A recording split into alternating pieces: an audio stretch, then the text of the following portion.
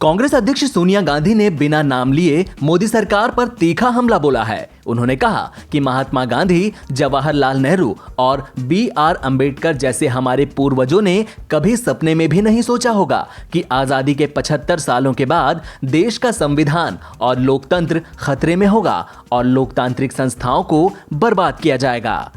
नवा रायपुर में शनिवार को छत्तीसगढ़ विधानसभा की नई बिल्डिंग के लिए आधारशिला रखने के कार्यक्रम के लिए अपने रिकॉर्डेड वीडियो संदेश में सोनिया ने आरोप लगाया।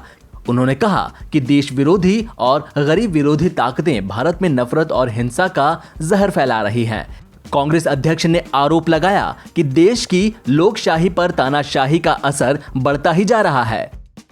अपने संबोधन में सोनिया ने कहा कि देश के संस्थापकों ने कभी कल्पना भी नहीं की होगी कि आजादी के 75 सालों के बाद संविधान और लोकतंत्र खतरे में होगा, क्योंकि बुरी सोच का अब बोलबाला है। अभिव्यक्ति की आजादी खतरे में है और लोकतांत्रिक संस्थाओं को बर्बाद किया जा रहा है। सोनिया गांधी ने कहा कि पिछले कुछ समय से देश को पटरी पर उतारने की कोशिश की जा रही है। हमारे लोकतंत्र के सामने नई चुनौतियां आ चुकी हैं।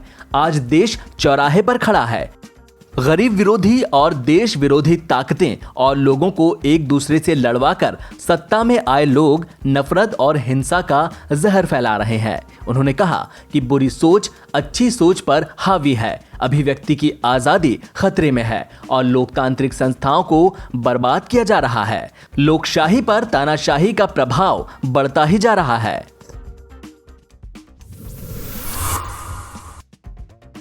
मेडिकल और इंजीनियरिंग यूजी प्रवेश परीक्षाएं नीट और जेईई मेन को लेकर विवाद बढ़ता ही जा रहा है। देश में इन परीक्षाओं को लेकर दो खेमे बन चुके हैं।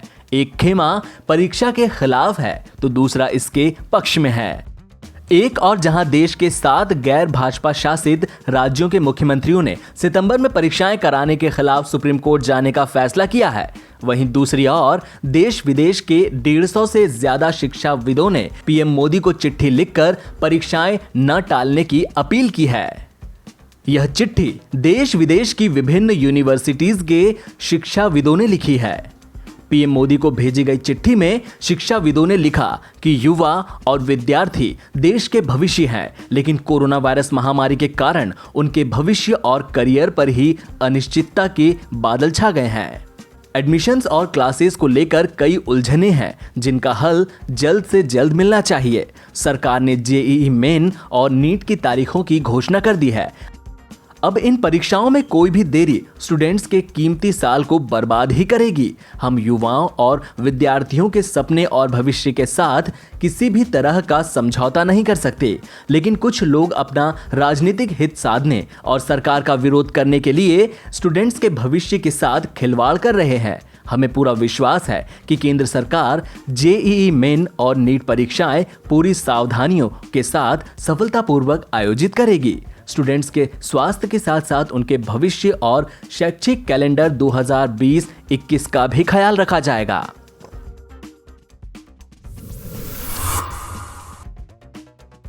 कांग्रेस के वरिष्ठ नेता गुलाम नबी आजाद अपने स्टैंड पर कायम हैं। उन्होंने साफ कहा है कि कांग्रेस कार्य समिति समेत संगठन के प्रमुख पदों के लिए चुनाव होने चाहिए। उन्होंने कहा कि जो लोग चुनाव का विरोध कर रहे हैं वे अपना पद जाने से डर रहे हैं। आजाद ने यहां तक कहा कि चुनाव होना चाहिए क्योंकि नियुक्ति किए गए कांग्रेस अध्यक्ष के पास शायद 1% सपोर्ट भी ना हो।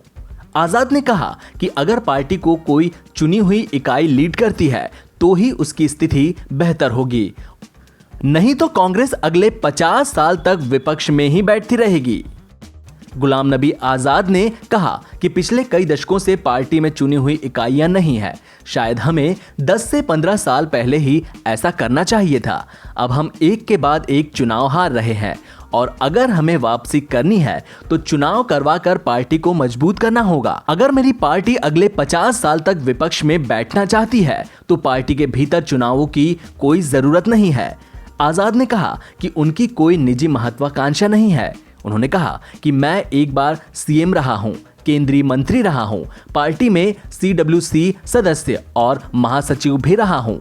मैं अपने लिए कुछ नहीं चाहता। मैं अगले 5 से 7 साल सक्रिय राजनीति में रहूंगा। मैं पार्टी अध्यक्ष नहीं बनना चाहता। एक अच्छे कांग्रेसी की तरह मैं पार्टी के भले के लिए चुनाव चाहता हूं।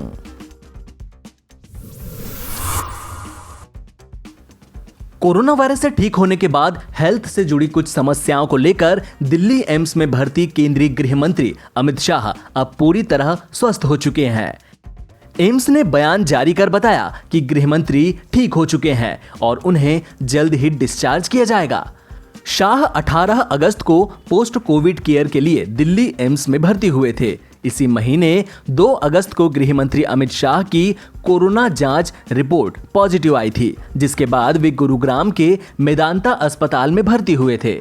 14 अगस्त को उनकी जांच रिपोर्ट नेगेटिव आने के बाद उन्हें अस्पताल से छुट्टी दे दी गई थी। इसके बाद वे डॉक्टरों की सलाह पर होम आइसोलेशन में चले गए थे, लेकिन कोरोना संक्रमण से मुक्त होने के बाद सेहत से जुड़ी कुछ समस्याओं की वजह से 18 अगस्त को वे एम्स में फिर से भर्ती हुए। अस्पताल से ही वे मंत्रालय का कामकाज भी कर रहे थे। आपको बता दें कि इसी महीने 2 अगस्त को केंद्रीय गृह मंत्री अमित शाह कोरोना पॉजिटिव पाए गए थे। इस बात की जानकारी उन्होंने खुद ट्वीट करके दी थी।